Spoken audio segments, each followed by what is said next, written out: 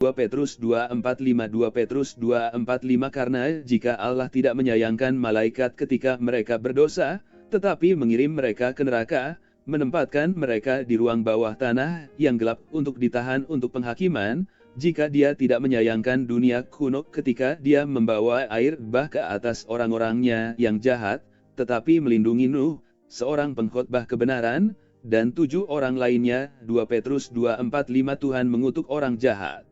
Ternyata malaikat punya potensi untuk berbuat dosa. Ini kita sebut setan. Mereka dipimpin oleh setan. Yesus berbicara tentang hari penghakiman ketika orang-orang yang tidak benar akan diberitahu, "Pergilah dariku, kamu terkutuk, ke dalam api abadi, yang disiapkan untuk iblis dan malaikat-malaikatnya." Matius 25:41 Neraka bukanlah penjara, tetapi penjara bagi mereka yang menunggu hari penghakiman ketika mereka akan dilemparkan ke dalam lautan api. Ayat ini mengarah ke ayat 9 yang mengatakan, "Jika demikian, maka Tuhan tahu bagaimana membebaskan orang-orang saleh dari pencobaan, dan untuk menahan orang-orang yang tidak benar sampai hari penghakiman, melanjutkan hukuman mereka. Pengasingan di neraka, tunduk pada siksaan sampai hari penghakiman, adalah pengalaman yang sama bagi malaikat yang jatuh seperti halnya orang yang tidak benar.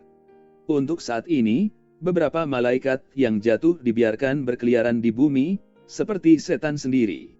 Sekembalinya Tuhan, dia akan dipenjara selama 1000 tahun di abis, Wahyu 21:3, tetapi akan dibebaskan untuk waktu yang singkat sebelum dibuang ke lautan api, Wahyu 27:10. Roh-roh orang-orang jahat ketakutan membayangkan dilempar ke dalam abis. Ketika roh jahat melihat Yesus, dia berteriak dan jatuh di kakinya, menangis dengan seluruh suaranya, "Apa yang engkau inginkan denganku, Yesus, Anak Allah yang Maha Tinggi?"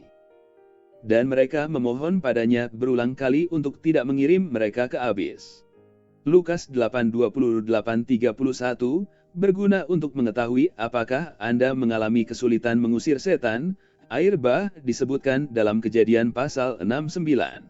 7 lainnya adalah istrinya, 3 anaknya dan istri mereka. Perhatikan bahwa Nuh tidak hanya dicirikan sebagai orang benar, tetapi sebagai pengkhotbah. Mereka yang benar juga harus terlibat dalam pendirian publik atas keyakinan mereka. Dan terutama mengingat bahwa Yesus berkata, seperti pada zaman Nuh, demikian juga pada kedatangan Anak Manusia. Matius 24:37 Pengakuan iman Tuhan Yesus Kristus. Saya mengakui dosa-dosa saya, dan saya bertobat dari dosa-dosa saya, dan saya mengakui Tuhan Yesus Kristus sebagai satu-satunya dan cukup juru selamat hidup saya, menulis nama saya dalam buku kehidupan.